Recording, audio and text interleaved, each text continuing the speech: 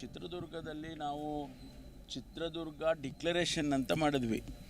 ಅದರಲ್ಲಿ 10 ಪಾಯಿಂಟು ನಾವು ಏನೆಲ್ಲ SC/STಗಳಿಗೆ ಮಾಡಬೇಕು ಅನ್ನೋದ್ರ ಬಗ್ಗೆ ಪ್ರಸ್ತಾಪ ಮಾಡಿದ್ದು. ಅದರಲ್ಲಿ ಇದು ಮೊದಲನೇದಾಗಿಯೇ ನಾವು ಸದಾಶಿವ ಆಯೋಗದ ವರದಿಯನ್ನು ನಾವು ಅಧಿಕಾರಕ್ಕೆ ಬಂದ ಮೇಲೆ ಮೊದಲನೇ ಅಧಿವೇಶನದಲ್ಲಿ ಇಡ್ತೇವೆ ಅಂತ ಹೇಳಿದೋ.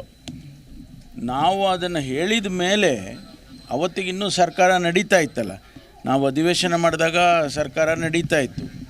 ಆ ಸಂದರ್ಭದಲ್ಲಿ ಅವರು ಆ ವರದಿಯನ್ನು ಒಂದು ಕ್ಯಾಬಿನೆಟ್ ಸಬ್ ಕಮಿಟಿ ಮಾಡಿ ನಮ್ಮ ಜಿಲ್ಲೆಯವರೇ ಮಾಧುಸ್ವಾಮಿಯವರು ಲಾ ಮಿನಿಸ್ಟ್ರ್ ಇದ್ದರು ಅವತ್ತು, ಅವರು ಅಧ್ಯಕ್ಷತೆಯಲ್ಲಿ ಸಬ್ ಕಮಿಟಿ ಮಾಡಿದರು. ಅವರು ಅದನ್ನು ರಿಜೆಕ್ಟ್ ಮಾಡಿ ಸದಾಶಿವ ಆಗೋದು ಇನ್ಫ್ರಾಕ್ಚುಯಸ್ ಇನ್ನೇನು ಇದರದ ಅವಶ್ಯಕತೆ ಇರೋದಿಲ್ಲ ಅಂತ ಹೇಳಿ ಮಾಡಿದರು.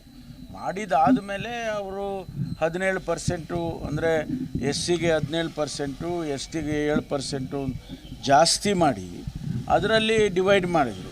6% SC ಲೆಫ್ಟು, 5.5% SC ರೈಟು, ಆಮೇಲೆ ಬೋವಿ ಲಂಬಾಣಿ ಅವರೆಲ್ಲ 4.5% ಮತ್ತು ಅದರ್ಸ್ 1% ಅಂತ ಡಿವೈಡ್ ಮಾಡಿ ಅದನ್ನು ಡೆಲ್ಲಿ ಕಳಿಸಿದ್ದಾರೆ.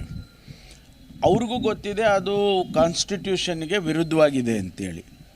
ಏನು ಅವರಿಗೇನು ಲೀಗಲ್ ಅಡ್ವೈಸರ್ಸ್ ಇರಲಿಲ್ವಾ, ಲಾ ಡಿಪಾರ್ಟ್ಮೆಂಟ್ ಇರಲಿಲ್ವಾ ಅವರಿಗೆ? ಅವರು ಕಾನ್ಸ್ಟಿಟ್ಯೂಷನ್ನಿಗೆ ಇದು ವಿರೋಧವಾಗಿದೆ ಅಂತ ಗೊತ್ತಿದ್ದು ಕೂಡ ಅದನ್ನು ಕಳಿಸಿದರು.